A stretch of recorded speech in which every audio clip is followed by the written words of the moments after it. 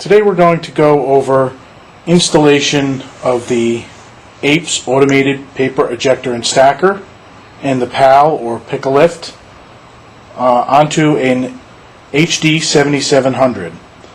Let's review some of the parts that we're going to be using.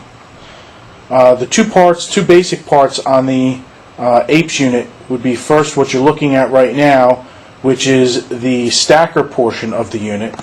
And if we pan over in this direction, you'll see the ejector portion of the unit. Some of the ancillary items that's used to hook up the unit, you'll find back gauges, paper stops, some nuts and bolts, obviously a power cord. We've got some side brackets to hook it onto the machine.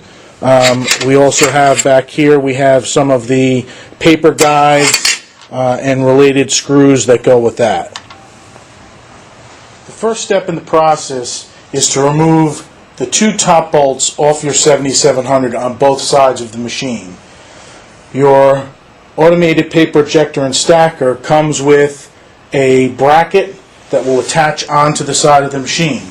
So simply take your bracket, install it with the screws that are provided back into the holes where you've removed the screws from the out of the existing machine. You're going to do that on both sides of the unit. Our next step in installing the automated paper ejector and stacker to our 7000 or 7700 is to take your ejector portion. You're going to sit that on top of the machine.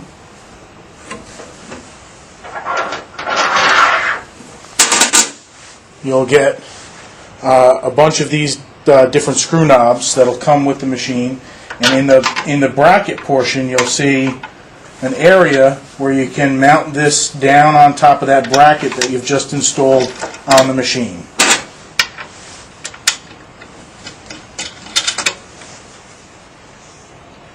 Next, we're going to take the stacker portion and add that onto the machine.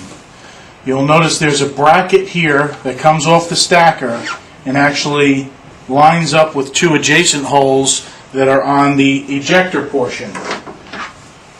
There's two special posts that line the unit up together, so that makes an alignment feature between where the ejector and the stacker come together.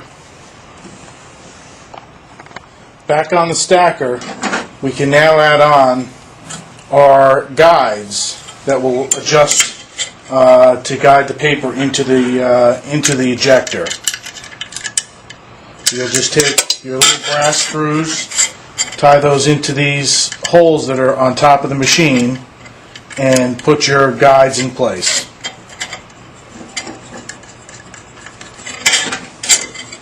You have a front guide that's a little bit taller and a back guide that's a little bit shorter. You'll notice on your adjustment guides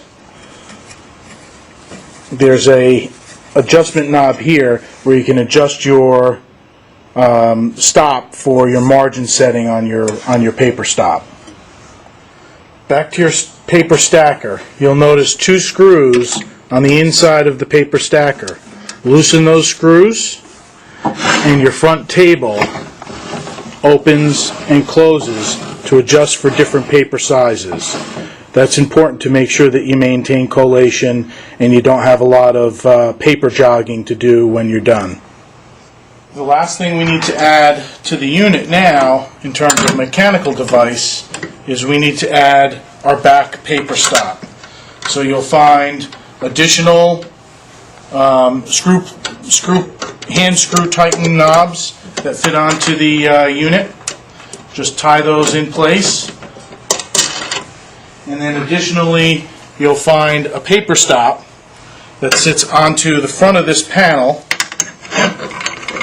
Simply mount that in place, and that is your stop, your paper stop, so that when the paper ejects it stops from shooting off the side, and you can adjust that to different sizes. So you'll notice here there's for 14-inch paper, 13-inch paper, A4, 11-inch, 8.5, 5.5. So that adjustment moves back and forth for whatever paper size that you're doing.